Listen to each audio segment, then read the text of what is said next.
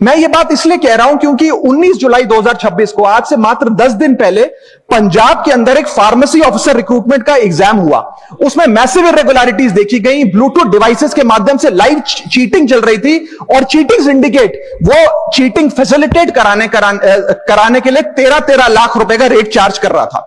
यही नहीं सर, आम आदमी पार्टी की सरकार जब पंजाब में बनी तब से अभी तक नायब तहसीलदार के एग्जाम में इरेगुलरिटीज देखी गई और लार्ज स्केल चीटिंग हुई।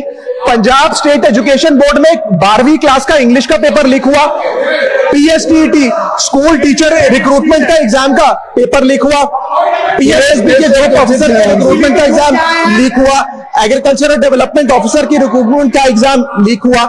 योगी राघव चड्ढा है, जब आम आदमी पार्टी में थे तो दुनिया का सबसे अच्छा एक लोकतांत्रिक पार्टी था, लेकिन जैसे ही आम आदमी पार्टी से पलट करके बीजेपी ज्वाइन कर लिए, वहां पर अब आम आदमी पार्टी का सबसे रद्दी हाल हो गया है।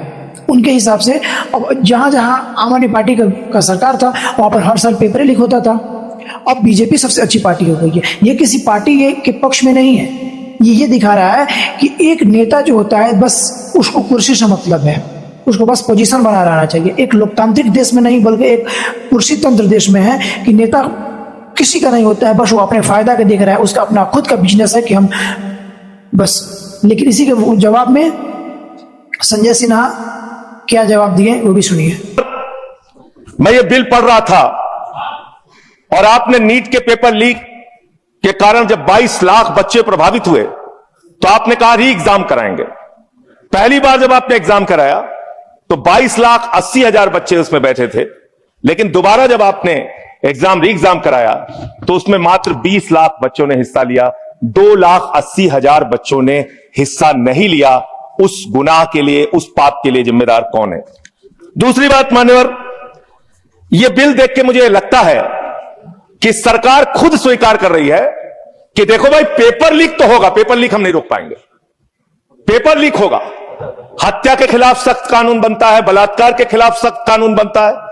तो कोई हत्या का अपराधी होता है, बलात्कार का अपराधी होता है जिसको सजा मिलती है।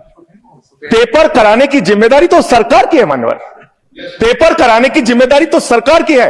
आपको अपने ऊपर कॉन्फिडेंस ही नहीं है कि आप ऐसा पेपर कराएंगे जिसमें पेपर लीक ना हो। यह आपको कॉन्फिडेंस नहीं, इसलिए आप ये कानून लेके आए।